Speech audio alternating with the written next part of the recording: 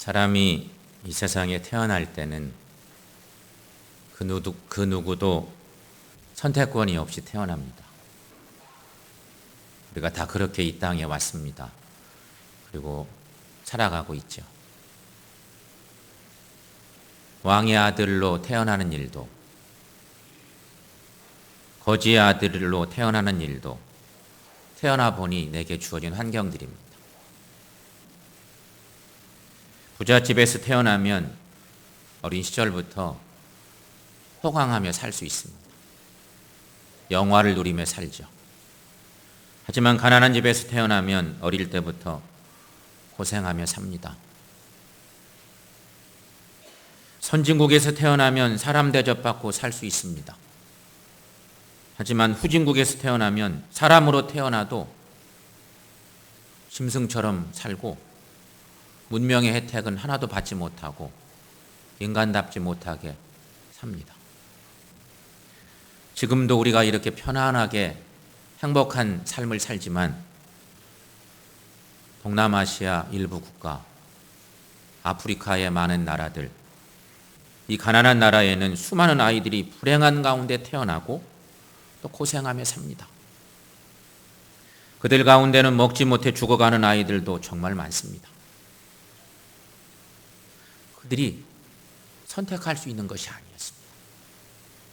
그러므로 여러분, 좋은 나라 태어난 것, 또 좋은 부모를 만난 것, 큰 복인 줄 믿기 바랍니다. 사실 우리 행복합니다. 많이 행복한데 그 행복을 모르고 살고 있고, 그런 시대적 상황에 우리는 행복 지수가 매우 낮은 나라로 또 정평이 나 있기도 한 그런 안타까움도 있습니다. 하지만 여러분, 사실 우리가 좋은 나라 되었고 우리는 좋은 부모 밑에서 잘 자랐습니다. 그렇다면 여러분, 이 땅에서 우리가 누리는 복 가운데 가장 큰 복은 뭘까? 한번 오늘 예배 드리면서 그거 한번 생각해 보십시오. 내가 누리는 복 가운데 가장 큰 복이 뭘까? 인간적으로 생각하면 여러 가지 많은 것들을 계산해보고 생각할 수 있을 겁니다. 그런데 성경은 이렇게 우리에게 알려줍니다. 성경의 증거는 이것입니다. 하나님의 자녀가 되는 것이라 말하고 있습니다. 가장 큰 복, 하나님의 자녀의 축복을 받은 것을 가장 큰 복으로 믿고 또 주님 찬양하며 사시기를 축원합니다. 하나님의 자녀가 되는 것은 이 세상의 그 무엇과도 바꿀 수 없는 특권 중의 특권이라. 요한은 오늘 본문 말씀에서 이렇게 우리에게 이 사실을 증거해 주고 있습니다. 12, 13절 말씀 함께 읽어봅니다. 영접하는 자 곧 그 이름을 믿는 자들에게는 하나님의 자녀가 되는 권세를 주셨으니 이는 혈통으로나 육정으로나 사람의 뜻으로 나지 아니하고 오직 하나님께로부터 난 자들이니라. 아멘. 누구든지 예수 그리스도를 영접하면 하나님의 자녀가 되는 특권을 누립니다. 그러므로 오늘 본문의 말씀을 통해서 오늘 우리에게 주시는 주님의 음성을 들으면서 하나님이 내게 이러한 은혜를 주셨구나. 그 축복이 이렇게 소중하구나 깨닫고 또 주님께 감사하며 은혜 받는 귀한 시간 되시기를 축원합니다. 첫 번째 우리가 생각할 것, 그 이름 예수를 주신 하나님. 이 첫 번째 묵상 주제입니다. 여러분, 올 한 해 사시는 동안 여러분 인생의 톱 뉴스는 뭡니까? 여러분 개인적인 삶에 올 한 해 지내는 동안 이거 한 가지 일생 살아도 기억할 만하다, 어떤 그런 뉴스거리 여러분 있지 않습니까? 뭐 다양하겠죠? 그런 것들. 그렇다면 여러분, 창조일의 가장 톱 뉴스는 무엇일까? 이런 물음들을 한번 던져. 하나님의 창조일에 가장 큰 톱 뉴스는 뭘까? 그것은 하나님께서 인간의 죄를 위해 독생자 예수님을 이 땅에 보내주신 일입니다.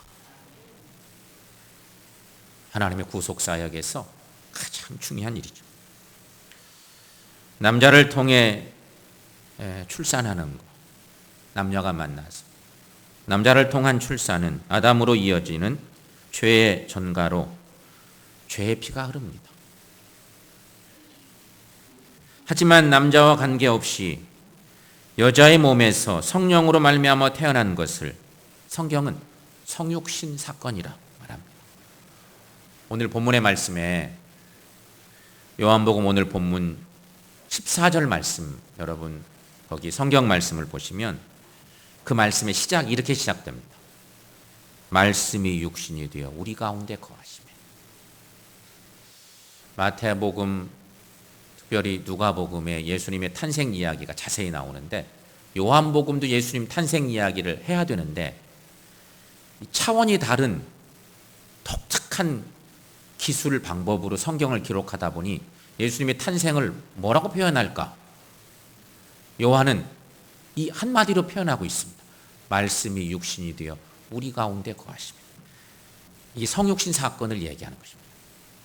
그러니까 성육신은 거룩한 하나님이 육신의 몸을 통해 사람으로 이 땅에 태어난 것을 말하는 것입니다. 예수님의 성육신 탄생 이야기, 이 비밀스러운 이야기를 가장 먼저 들은 사람이 마리아였습니다. 마리아는 나사렛이란 가난한 동네에서 태어났습니다. 그리고 자라갑니다. 결혼 때가 되니까 같은 동네의 총각인 가난한 청년 요셉과 결혼하기로 약속합니다. 그러던 어느 날 천사가 마리아에게 나타났습니다. 아직 결혼 안 했는데 천사가 나타났습니다. 그리고 말합니다. 내가 하나님의 은혜를 입어 아들을 낳을 것이니 그 이름을 예수라 하라. 이렇게 청천벽력 같은 소식이 전해진 것입니다. 누가복음의 기록에 보면 이런 기록이 나와 있죠. 마리아가 천사에게 말합니다. 나는 아직 결혼도 하지 않았는데 어떻게 아이를 낳는단 말입니까? 하지만 천사가 또 말합니다. 성령이 내게 임하시고 하나님의 능력이 너를 덮으시리니 아이는 하나님의 아들이라 불릴 것이다. 계속해서 그런 말씀들이 전해지는데 마리아가 황당합니다. 이거 감당하기 어렵습니다. 이해가 안 되는 일이죠. 그래서 마리아는 처음에는 당황합니다. 너무도 어렵습니다. 그런데 결국에는 하나님의 뜻에 순종합니다. 이 엄청난 사실을 마리아가 받아들입니다. 얼마 후에 마리아와 결혼하기로 약속한 요셉이 마리아가 임신했다는 사실을 알게 됩니다. 요셉은 너무너무 놀랐습니다. 요셉은 고민합니다. 관계를 정리해야 되겠구나. 조용히 결별할 생각까지 했습니다. 인생을 살면서 너무 고민된 일에 빠진 거죠. 당시 처녀가 임신했다면 율법에 의해 돌에 맞아 죽어야 했습니다. 그런데 마태복음 1장의 기록에 의하면 마리아에게 나타났던 천사가 요셉에게도 나타나서 마리아가 임신한 것이 성령으로 말미암은 것이라는 사실을 알려줍니다. 그리고 요셉에게 천사가 이렇게 말합니다. 아들을 낳으면 그 이름을 예수라 하라. 누가복음의 기록의 말씀과 마태복음의 기록의 말씀에 마리아와 요셉에게 전하는 내용만 다르지 결론은 똑같은 얘기를 주고 있는 거죠. 하나님께서 인간을 구원하기 위해 우리에게 거룩한 이름을 허락해 주셨습니다. 그 이름이 예수이십니다. 예수님의 뜻은 그가 자기 백성을 죄에서 구원할 자라는 뜻입니다. 이 엄청난 구원의 소식이 전해진 것입니다. 사랑하는 여러분, 우리에게 예수의 이름은 구원을 얻는 복음입니다. 그런데 사탄에게는요, 가장 무서운 심판의 검과도 같은 것입니다. 똑같은 예수님 그러면 우리에게는 구원의 복음이세요. 사탄은요, 너무너무 무서운 심판의 검과도 같은 존재. 예수님의 이름 앞에 사탄은 절망하고 항복합니다. 그래서 예수님께서 오셔서 사탄에게 고통을 당하고 있던 많은 사람들을 영적으로 자유함을 허락해 주시는 구원을 베풀어 주셨습니다. 누가복음 8장 말씀에 보면 예수님께서 배 타고 갈릴리 호수 건너 거라사인의 지방으로 방문할 때가 있었습니다.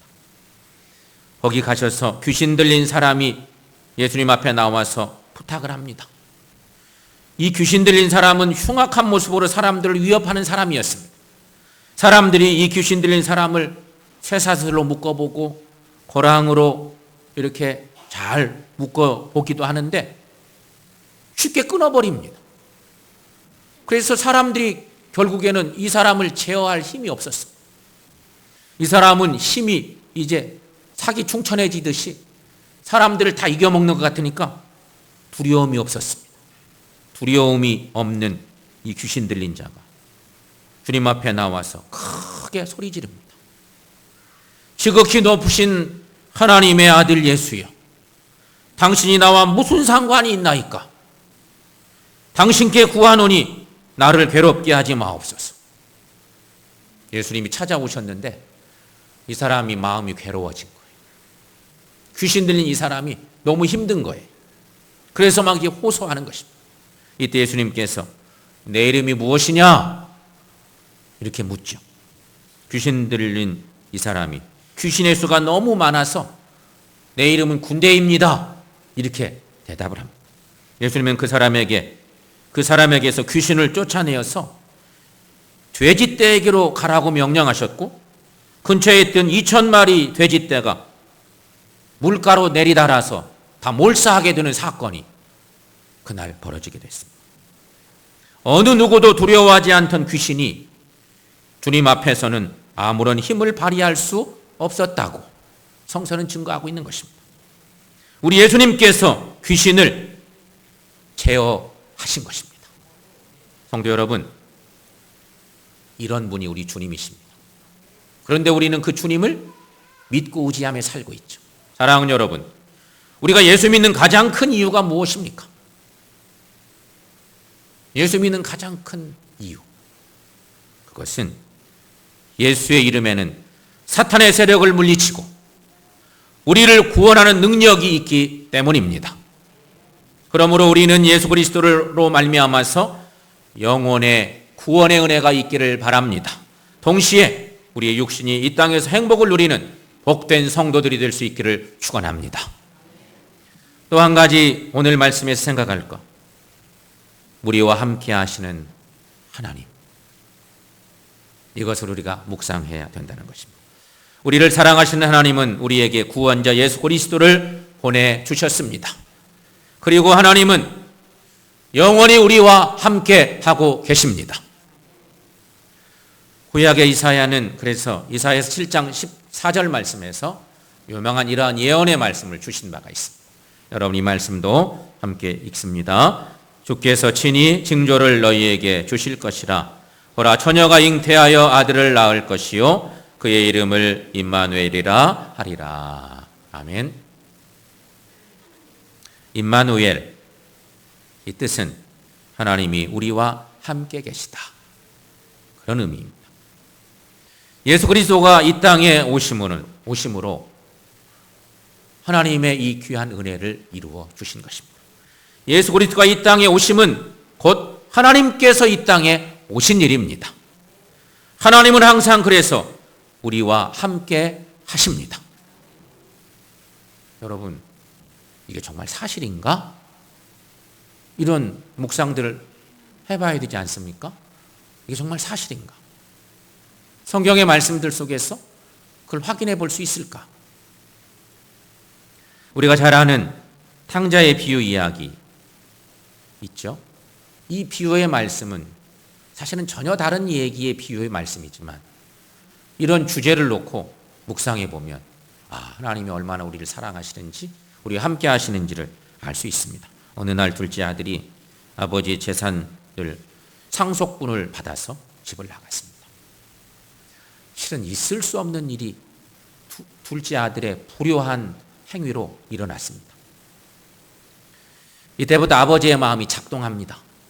아들이 요청하니까 떠나 보내놓고 아버지의 마음이 작동합니다. 아버지의 마음은 탕자가 집을 나간 후에 오랜 시간 동안, 그가 다시 집으로 돌아온 그 시간까지 오직 아들에게 있습니다. 이게 아버지의 마음. 눈에는 안 보여도 아버지의 마음이 아들과 함께 있습니다. 아버지의 마음은 늘 아들과 함께하는 시간들을 보냅니다. 그래서 탕자가 재산을 탕진하고 거지가 되어 돌아왔을 때에도 아버지는 아들을 책망하지 않으셨습니다. 오히려 그를 환영하고 송아지를 잡아 큰 잔치를 베푸셨습니다. 왜 그러셨을까요? 아버지에게는 그 무엇보다도 그 아들이 귀한 존재였기 때문이었습니다. 사랑하는 여러분, 오늘 우리들도 하나님 앞에 귀한 존재들입니다. 그렇기 때문에 하나님은 독생자를 버리시면서까지 우리를 사랑해 주십니다. 유명한 요한복음 3장 16절 말씀, 여러분 그 말씀 함께 읽어보겠습니다. 하나님이 세상을 이처럼 사랑하사 독생자를 주셨으니 이는 그를 믿는 자마다 멸망하지 않고 영생을 얻게 하려 하심이라. 우리 하나님은 우리를 사랑하셔서 우리와 늘 함께 하시는 우리의 하나님이십니다. 또 한 가지, 야곱의 이야기를 통해서 우리가 생각해 봅시다. 파란만장했던 야곱의 인생에 하나님은 그의 삶의 영원한 희망이었습니다. 야곱이 형 에서를 피해서 외삼촌 집 하란으로 도망가던 길에 베델 광야에서 노숙을 합니다. 하나님께서 야곱에게 나타나셔서 천사들이 오르내리는 사닥다리를 보여주면서 이렇게 말씀하십니다. 창세기 28장 15절 말씀, 여러분 거기도 함께 읽습니다. 내가 너와 함께 있어 내가 어디로 가든지 너를 지키며 너를 이끌어 이 땅으로 돌아오게 할지라. 내가 내게 허락한 것을 다 이루기까지 너를 떠나지 아니하리라. 아멘. 아무도 도움을 받지 못하는 이 광야, 심지어 부모님도 큰 힘이 되지 못하는 이런 환경에서 야곱과 함께 하시겠다는 하나님의 말씀은 엄청난 위로가 되고 그의 삶의 최고의 희망이었을 것입니다. 한편 야곱이 외삼촌 라반의 집에서 20년 동안 힘들게 살 동안에도, 그리고 고향으로 돌아오는 어려운 여정 속에서도 임마누엘 하나님은 함께 하셨습니다. 그래서 야곱은 모든 것이 다 형통하는 은혜를 경험합니다. 하나님은 야곱을 죽이겠다는 사람들에게 꿈을 통해서 그를 위협하기도 하셨습니다. 심지어 야곱을 죽이겠다고 20년 동안 칼을 갈았던 형 에서의 마음을 움직여서 동생을 사랑하게 하시는 하나님이셨습니다.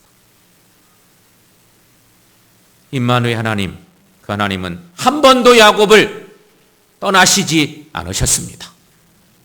사랑하는 여러분, 그 하나님이 오늘 우리와도 언제나 함께 하시는 하나님이십니다.